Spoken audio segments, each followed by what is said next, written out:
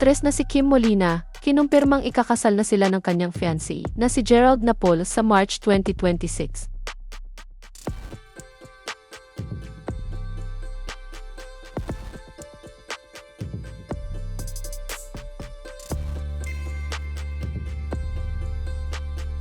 Noong Martes, February 3, 2026, ay nakapanayam ng mga miyembro ng media ang aktres na si Kim Molina sa media conference ng pelikulang Wonderful Nightmare na naganap sa Viva Cafe, Cubao, Quezon City. Doon ay kinumpirma niyang ikakasal na sila ng kanyang fiancé na si Gerald Napol sa March 2026.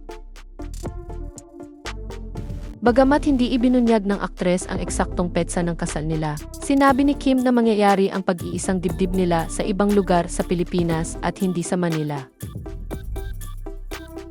Ayon sa ulat ng pep.ph, may mga haka-haka na maaaring maganap ang kasal ni Kim at Gerald sa March 2, 2026 sa mismong kaarawan ng aktor. Limitado ang mga impormasyong sinabi ng aktres sa mga miyembro ng media tungkol sa altar date nila ng kanyang fiancé dahil sa nangyari sa marriage proposal ni Gerald noong August 2024. Ani Kim, ako po ang nag-decide nito. Tinanong din ako ni Gerald. Nung kasing proposal ni Jay, nagulat ako dahil naunang nalaman ng mga tao bago ko i-post kasi na-post agad yung full speech ni Gerald. So I think itong wedding na ito, sa amin na po muna siya. But of course, isi-share po naman namin on the day. Bukod pa rito, kinumpirma rin ni Kim na ang fashion designer na si Maktumang ang gagawa ng kanyang wedding gown. Samantala, ikinuwento ni Kim na nakaramdam siya ng kaba nang malaman niyang siya ang magbibida sa Philippine adaptation ng South Korean movie na Wonderful Nightmare. Anya, when I found out I am doing Wonderful Nightmare, kinabahan na ako kasi this is my first adaptation. So kinakabahan ako, pangarap ko po na magkaroon ng adaptation.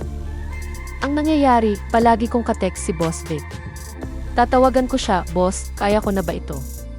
Sabi niya, kaya mo yan. Aral lang ako ng aral ng script and there are certain emotions that I wanted to know kung makukuha ko.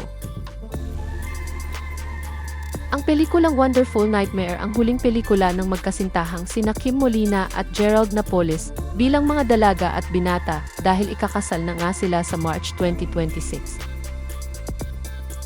Ipapalabas na sa mga sinihan ang Philippine adaptation ng nabanggit na South Korean movie simula February 25, 2026.